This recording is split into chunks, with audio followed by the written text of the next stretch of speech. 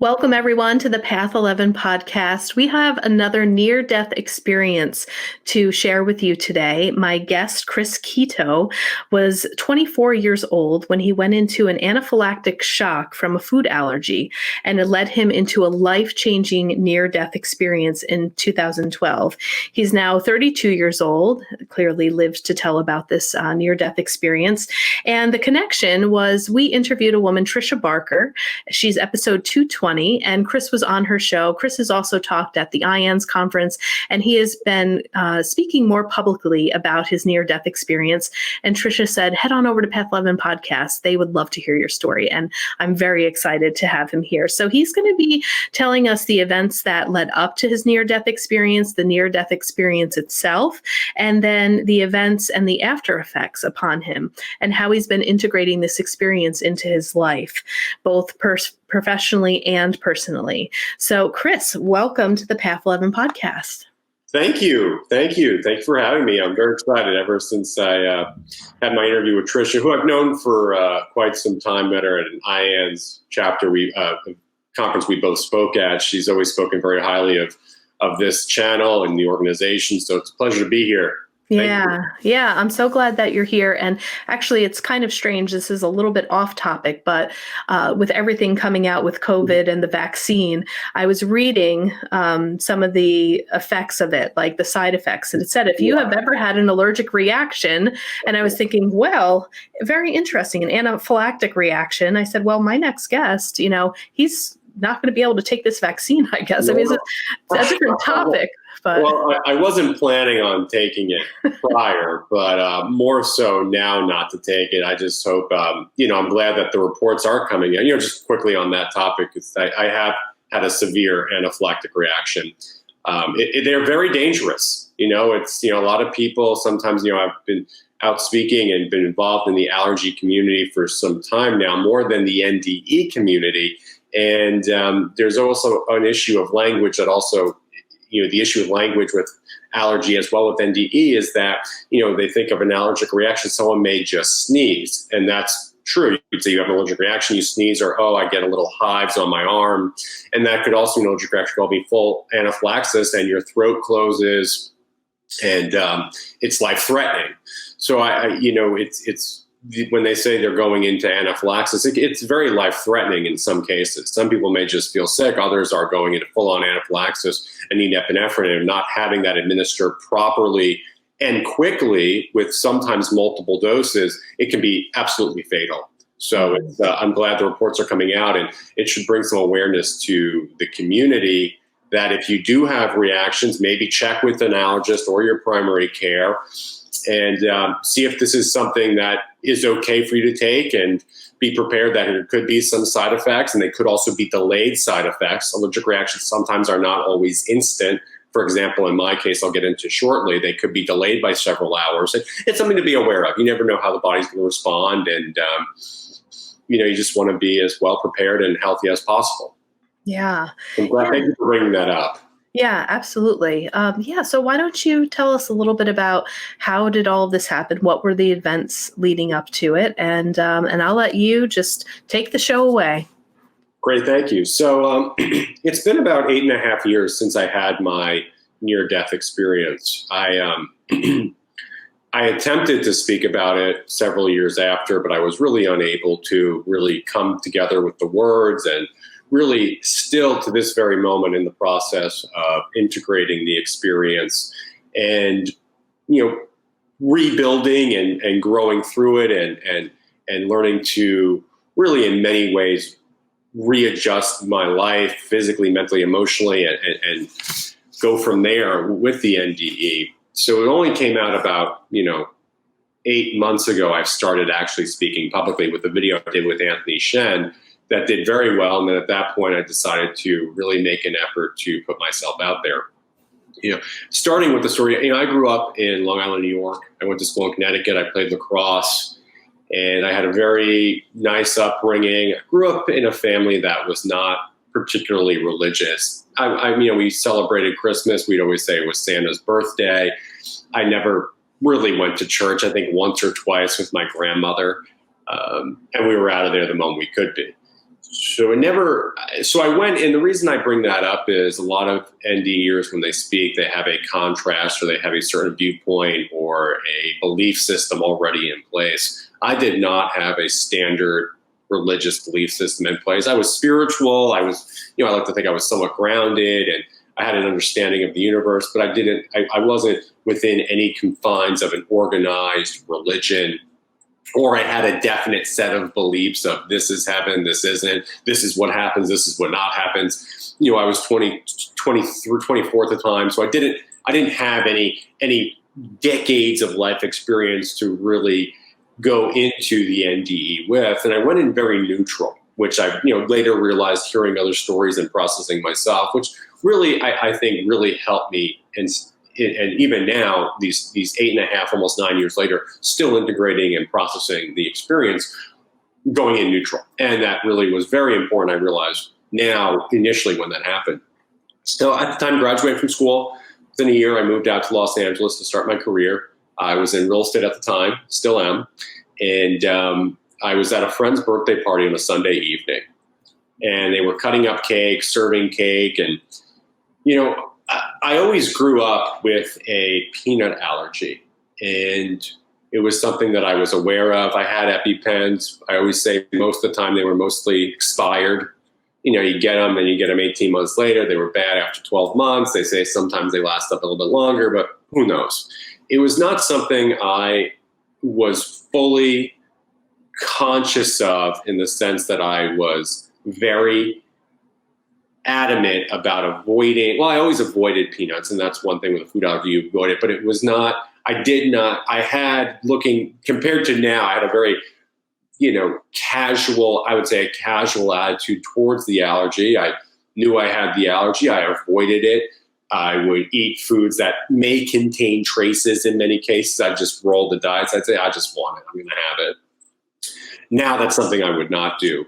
And, that all kind of fits into this story. It was just something that was there. I lived with it. I never had any serious reactions, but I did have allergy tests. And there were times when I was a very small child, I'd have slight reactions when I realized I had the allergy. Nothing remotely close to anaphylaxis. Again, it goes back to what we said earlier about the degree of the allergic reaction, where I was allergic, but there was no anaphylaxis. It was, a simple itchy mouth. You got some hives. I sneezed a little bit. 3-4 Benadryl later, throughout the day, I was fine. We're back to normal. Now we fast forward, we're at this party, and this is what led up to this. This was the mind state I was in, the consciousness that I had, and I was at the party, and they were cutting up cake and handing it out. And you're meeting people, you're talking to people. It was on a Sunday night. And I took a slice of the cake and I ate it. And, this very interesting moment, because I remember it like it happened this morning. I don't really know what a peanut tastes like, to be very frank. I have an idea from the smell. I can smell it from, I know that. And I knew immediately something was wrong when I swallowed the cake. And then I realized within that moment, oh, geez, what did I just do? Was that a peanut? Oh gosh, I just ate a peanut. Why is there peanut in cake? Why is there a peanut cake? Why are there nuts in it? And I immediately just grabbed like Sprite. I remember grabbing Sprite because I was like, oh, the carbonation in that will just, will make my mouth not itch. And I had like a slight itch in my mouth. And that was really it. And I thought to myself, all right, I'll be out of here. We got another half hour and I'll go home, I'll take some Benadryl and we'll sleep it off and we'll be okay Monday morning. And it's no big deal. I don't see this being a big issue. It was such a minuscule amount of peanut that I had. It was probably the quarter the size of an M&M. So small. And I said, all right, a few Benadryl will get this going. So I was really okay. A little startled that I ingested a peanut.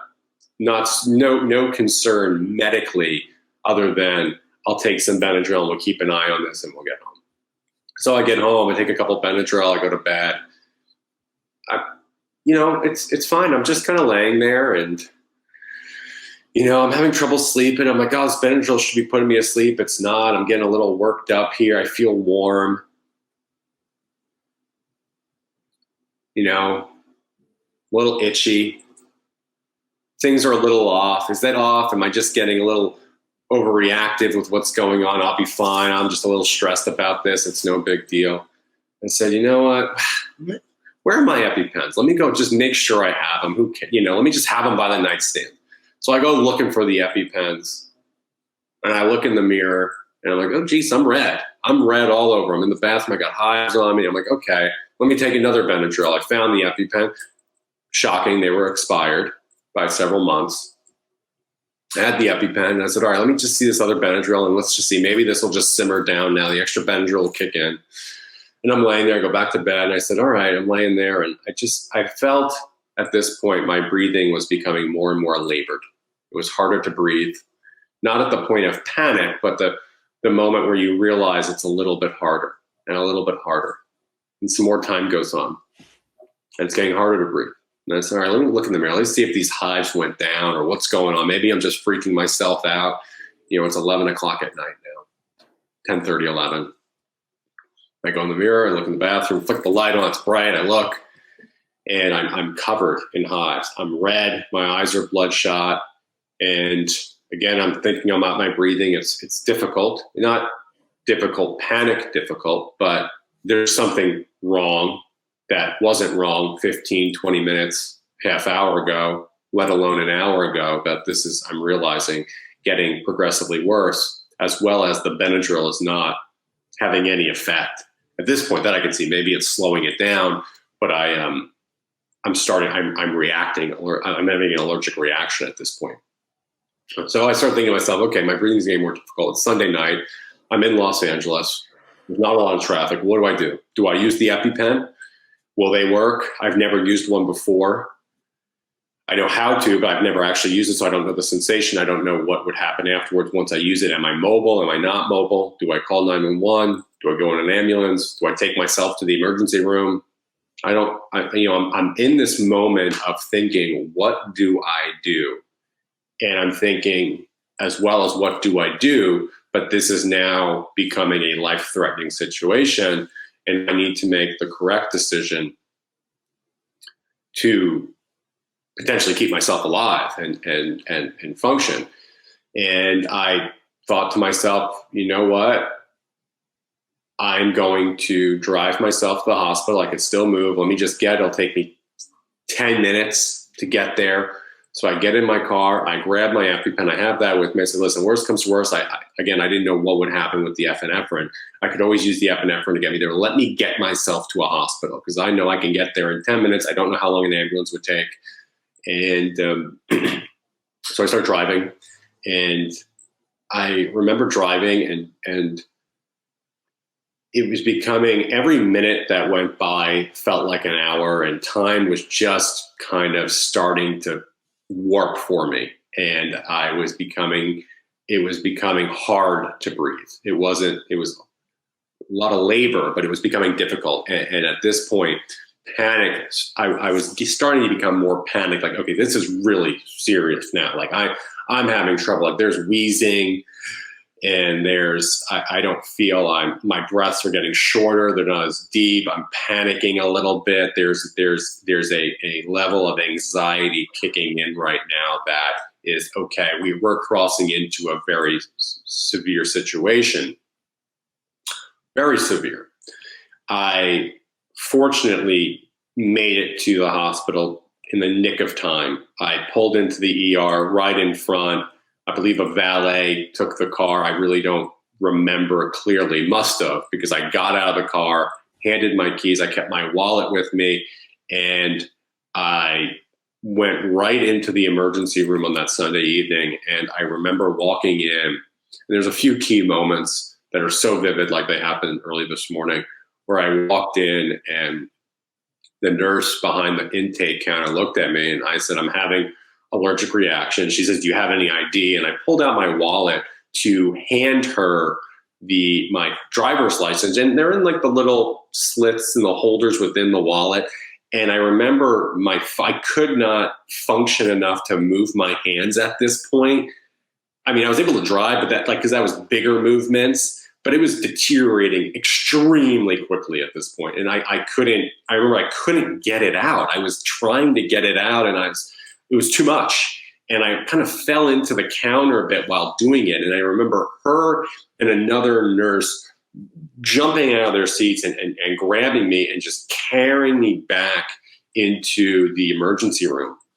And I went on a bed, and I had a doctor. I had 4 or 5 nurses or healthcare workers with him, and they cut my shirt off and they started going to work, and they had me on oxygen. I was immediately getting Benadryl shots in my arm. I was getting epinephrine. I had all these other chemicals pumping through me, and I was in this intense pain. And then all of a sudden, it just kind of faded away. And there's always the issue of language, which is very difficult to describe these situations where we don't have the words. And I'm going to do my best to describe this situation the best I can for you and your listeners, but we're limited with language in a lot of these experiences. And I went into this, I wasn't panicked. I was in this euphoric, blissful state of just kind of out of it a little bit. And, very hard to breathe. My oxygen levels were 1/10 what they were. I had my saturation where they put it on your finger was around 10%. I later found out. And I remember them working on me, and they were opening my mouth, looking at my mouth. The epinephrine they were pumping into me was not working. It doesn't always work, I later found out, and that's something everyone needs to be aware of. And sometimes you need multiple injections, or if it's too late, they can't stop the anaphylaxis. You have to use epinephrine in a certain time period for it to be truly effective. So the anaphylaxis was not stopping. I was suffocating more and more every second, every minute, and I was aware of it. I was fully aware of everything that was happening, trying, scraping, doing everything I could to breathe and stay alive. Then this peace came over me, this euphoric, I call it a euphoric bliss. You couldn't replicate it in this physical world we're in right now. And I'm laying there, and I remember, these waves of emotion, thought, and, now I look at it and say, I'm laying there suffocating to death alone on a hospital bed on a Sunday night, just there. And I remember just having, not thinking, but having these knowing feeling and coming to a sense of realization that nothing material really matters. Looking at it now, it's, again, I'm suffocating alone on a hospital bed. Nothing material. You're not taking anything with you. And, like love and kindness is really what's most important. And in those moments of life when it's fleeting away and you're on your way out, things get very, very, very clear. And I was in that. I was experiencing that. And I had this calm sense of peace. And I realized I was dying. And I felt, and even now I just remember just thinking, I just remember very clearly the exact words, I'm dying. This is it. This is it. And it wasn't, it was the feeling, maybe it was, something that was remembered before, but I knew that I was in the process of leaving. And one of the last few moments I remember was the doctors scrambling around me. And I had no idea. I was like, why are they so panicked? Why are they? I'm in this blissful state. I'm dying. I don't think anything's going to stop this. I mean, it is what it is. There was not that I wanted to die by any means. I didn't. I don't. But there was a acceptance that I was okay with. Not that I wanted to. Again, it was I still haven't, almost 9 years later, haven't made full sense of it. And maybe I won't in this lifetime, that there was the acceptance and understanding that it was okay and it was happening. And I remember the doctor looking at me, and they're opening my mouth and trying to, because I wasn't breathing and the epinephrine wasn't working, and they were going to try and stick a tube down my throat to get oxygen to me, but they couldn't. I later found out they weren't able to because they couldn't get anything down my throat. You couldn't even see down there. It was completely stopped, blocked. Couldn't get a tube down there. And the doctor looked at me and he says, I'm so sorry, I can't save your life. They were and I just thought, I didn't really have a response. Moments before I realized I was out the door here. I was passing, and I'm still in this state. And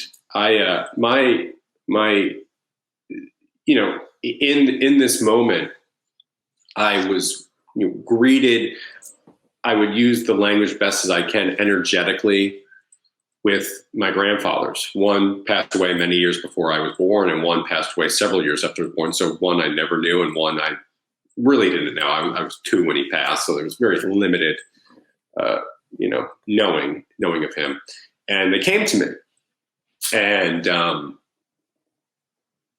they were very clear. And I always, to try and describe this situation the best I can. It's very difficult to use language because we don't have it. And I don't want to use the word it was telepathically, but it was these waves of knowing and communication that came in, and it was clear as day that it was them. I knew it was them.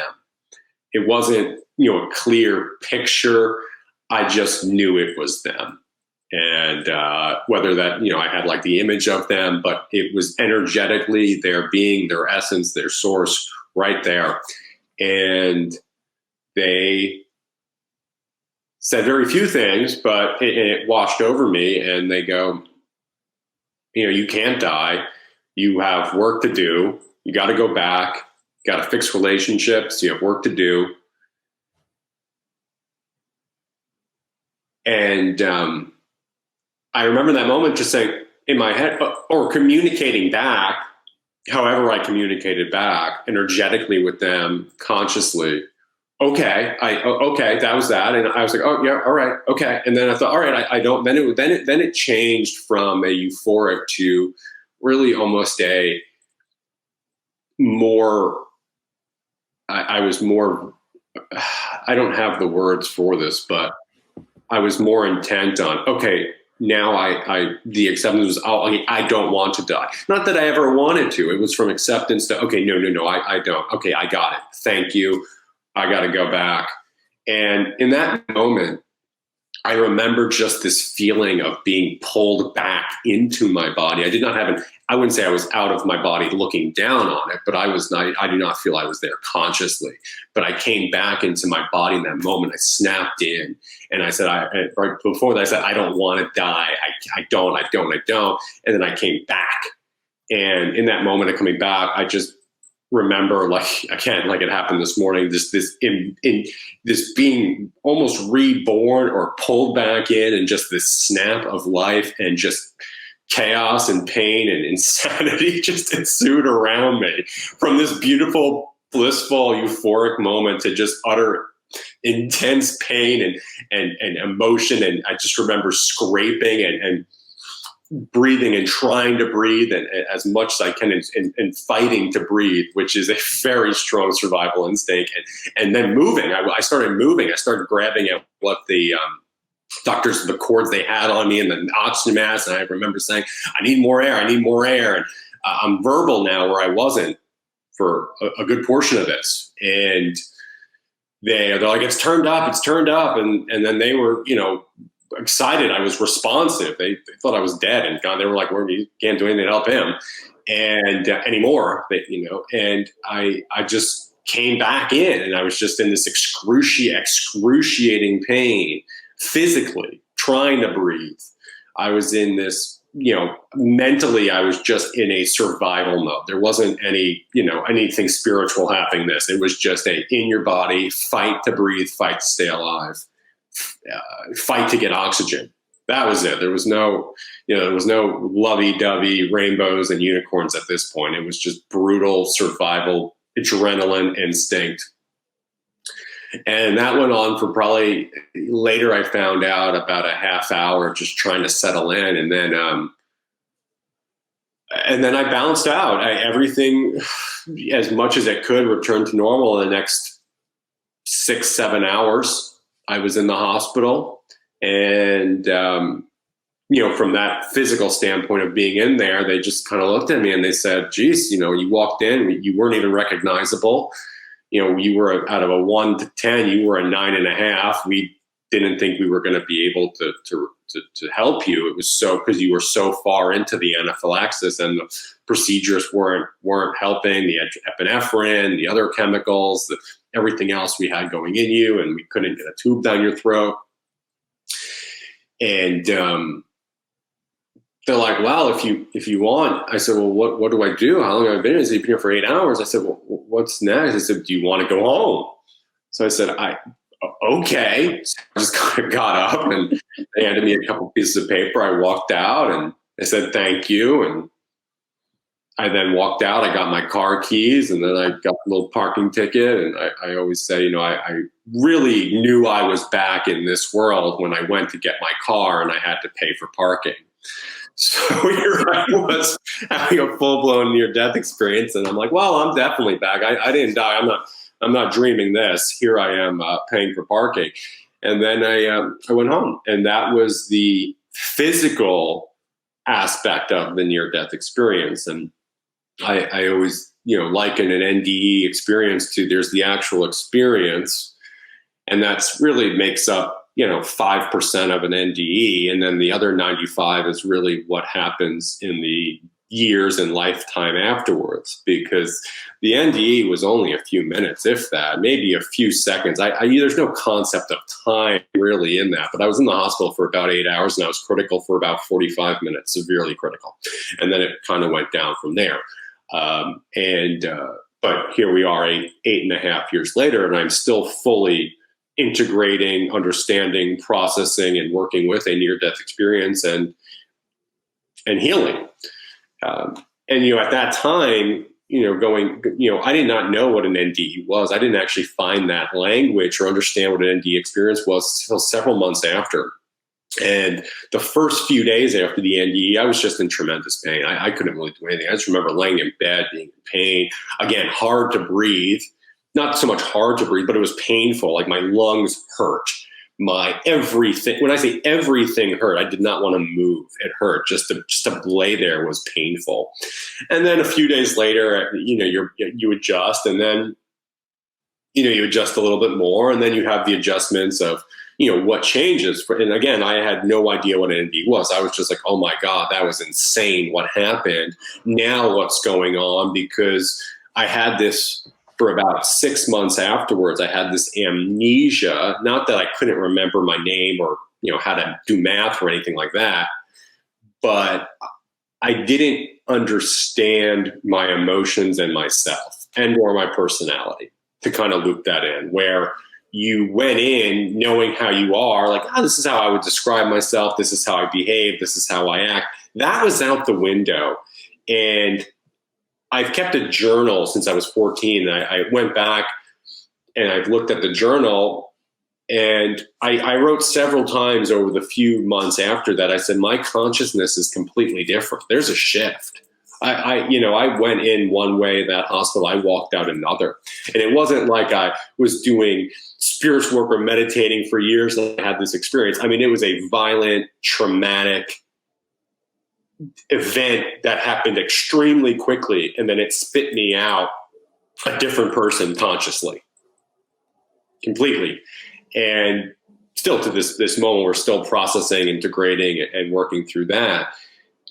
And on top of it, I did not know. I was just saying, all right, let me just write what I feel. Let me just accept what's happening and try and make sense and go from there. And there were moments, like I remember smelling a rose one day, and I never really had a sense of smell, which is really funny. I couldn't really smell well. After my NDE, I could smell super well. Like I could smell flowers, and I could never do that before. Like there were just moments where I was like, oh my God, like that's different. And I just had these very tender moments of, I remember like a week or two after or a month after of just, seeing a pretty flower or like a sunset or just a moment in life that you just like, oh, that's nice. But for me, it would be like a full blown, like, oh my God, what happened? I could have died. Did I die? I don't know what happened. Again, I had no idea what NDEs are or anything that happened.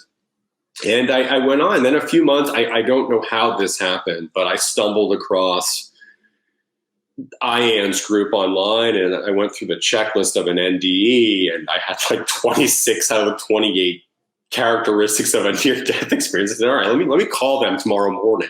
So I called them, and they connected me with this lovely woman. I was in Los Angeles at the time, up in Santa Barbara, and I said, hey, this is what happened. And she goes, oh, honey, you had an NDE. I go, okay, well, can we talk about that more? I'm trying to figure everything out. Everything's a little upside down for me.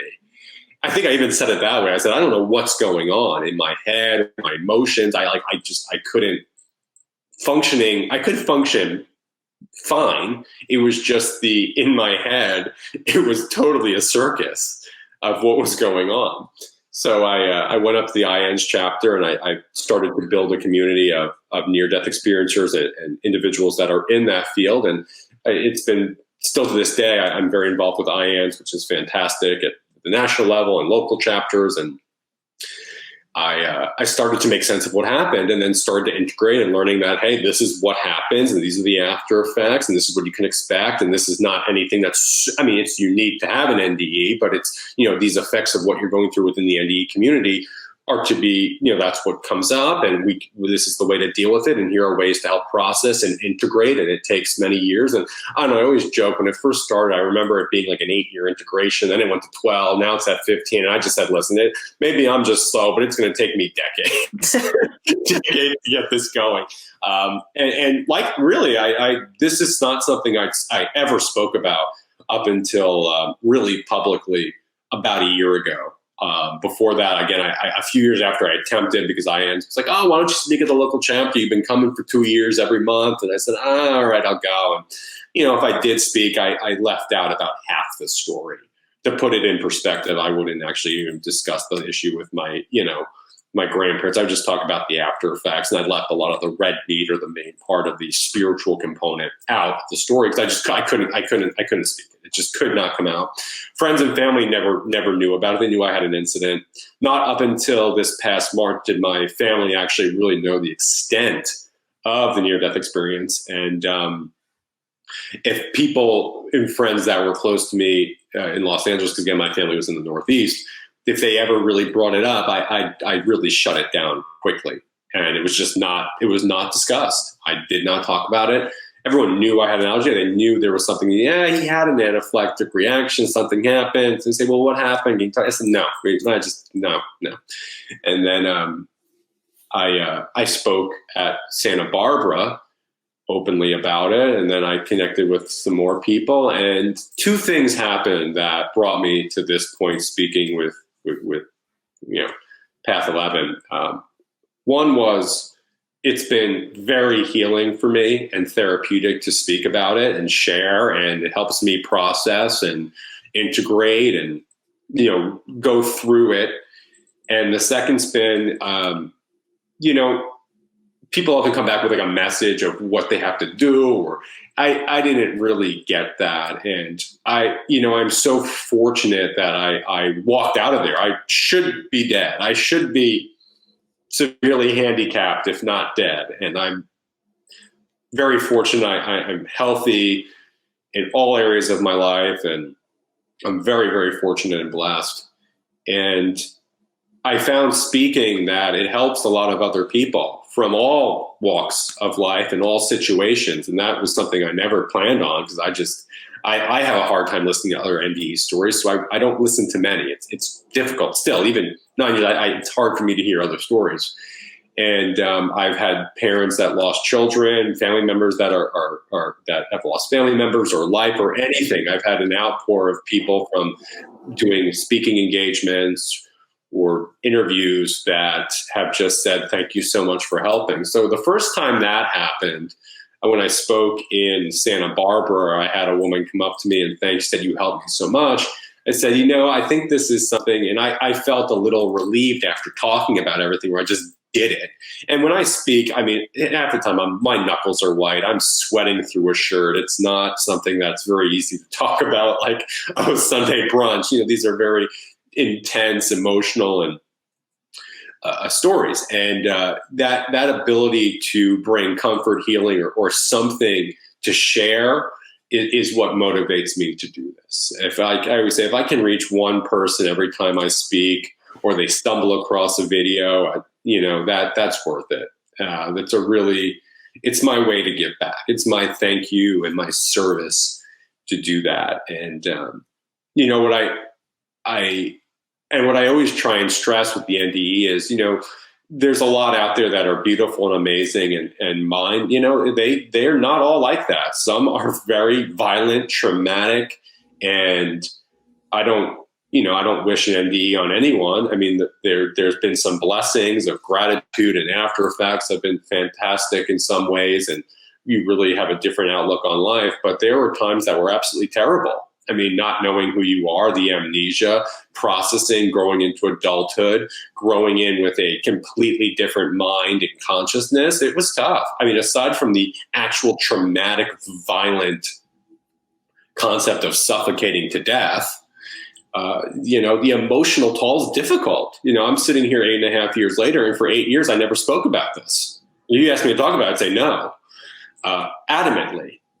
And that's something that I always want to stress, that there are people that have NDEs, and it's very difficult to process, integrate, make sense. And I came in neutral. I want to stress that. I did not come in with any preconceived ideas of life or death or religion. So I was very neutral, and that really has helped. I did not have to, there are people that have NDEs and they spend 30, 40 years that are very religious, and then all of a sudden they wake up and they don't believe in anything that they base their identity around for their entire life.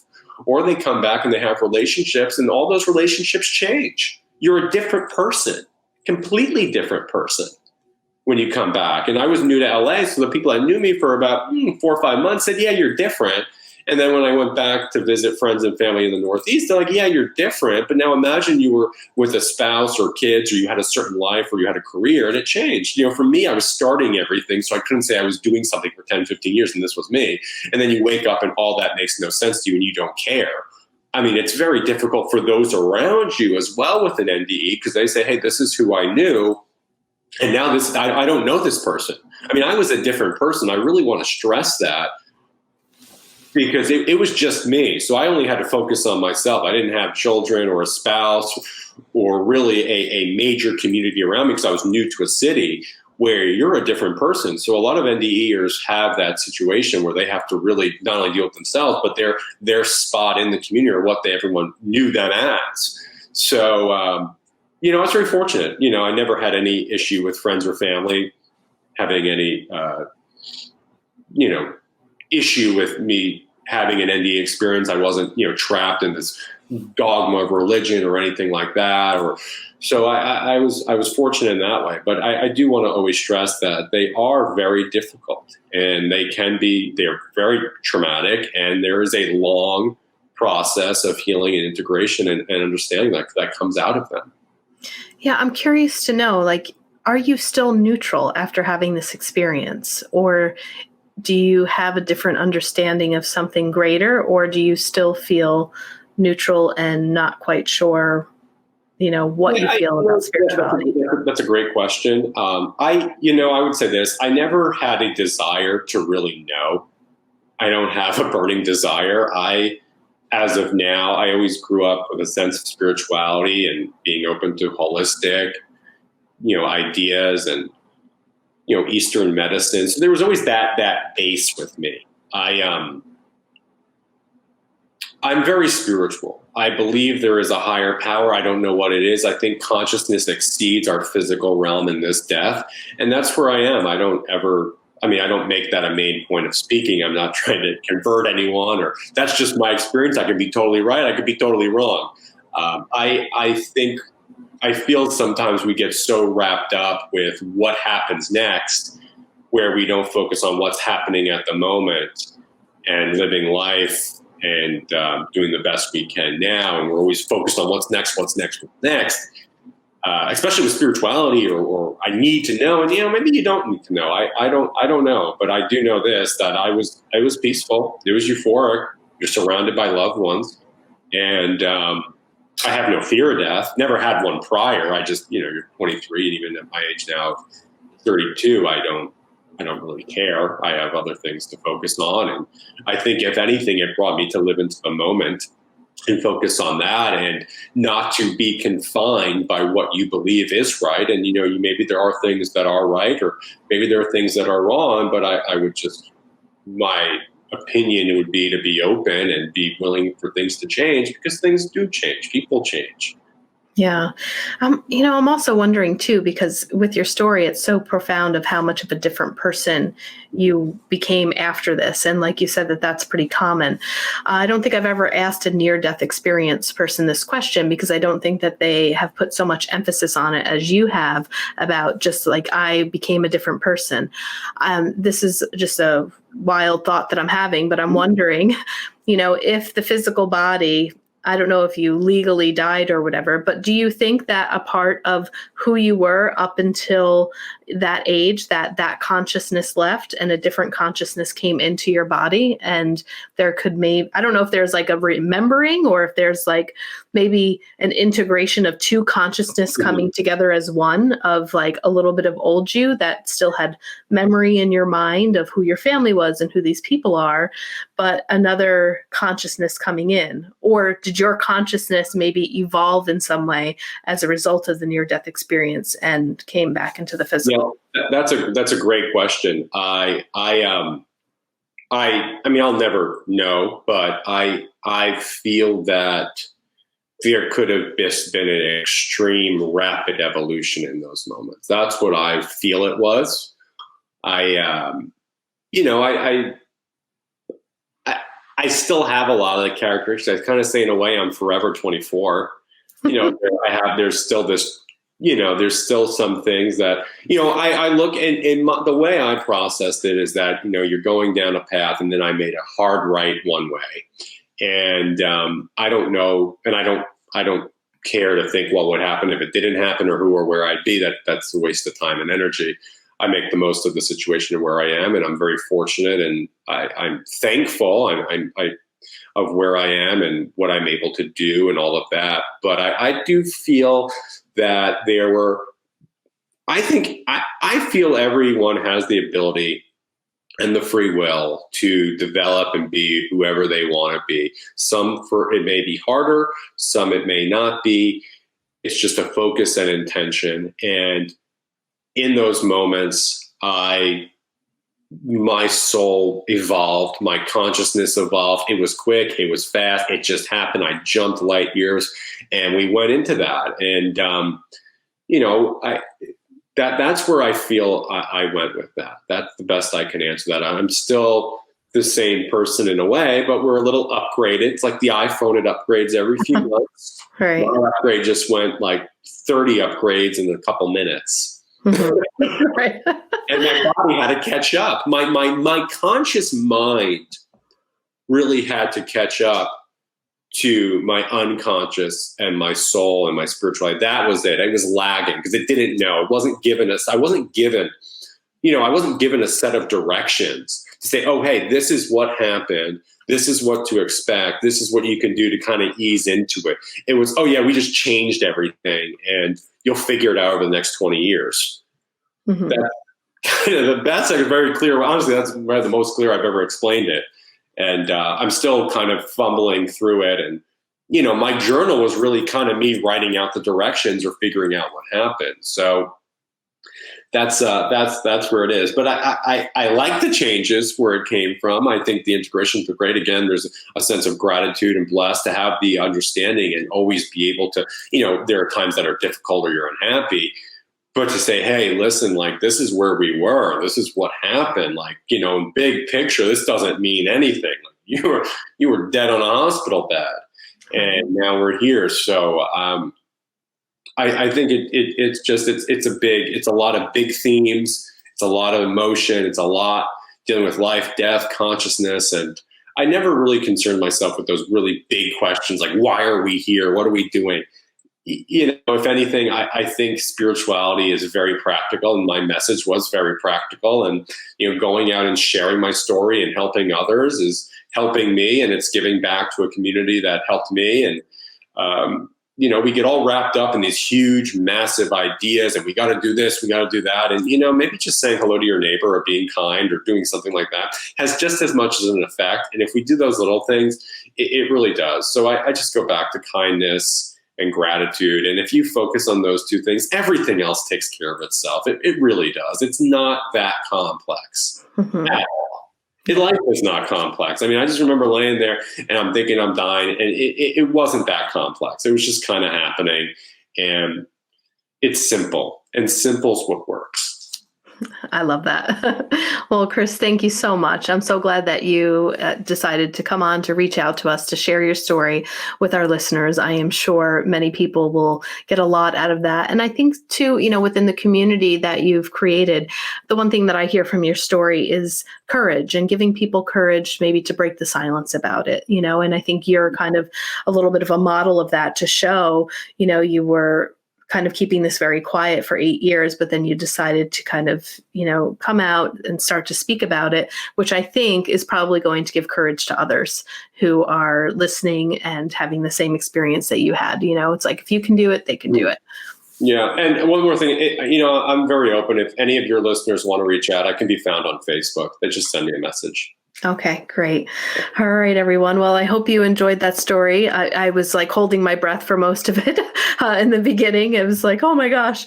So it was pretty intense, but I really appreciate it. I hope you guys got something out of this. And if you know anyone maybe who has had a similar experience, share the podcast, just spread Chris's story so we can share it with others.